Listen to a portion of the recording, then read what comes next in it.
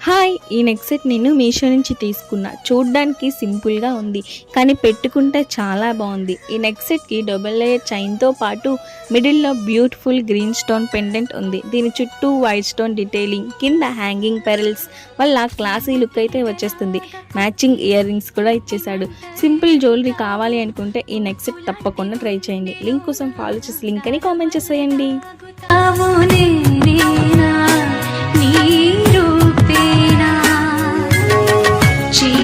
Hi! ఈ neck set నేను మీషో నుంచి తీసుకున్నా. చూడ్డానికి సింపుల్‌గా ఉంది.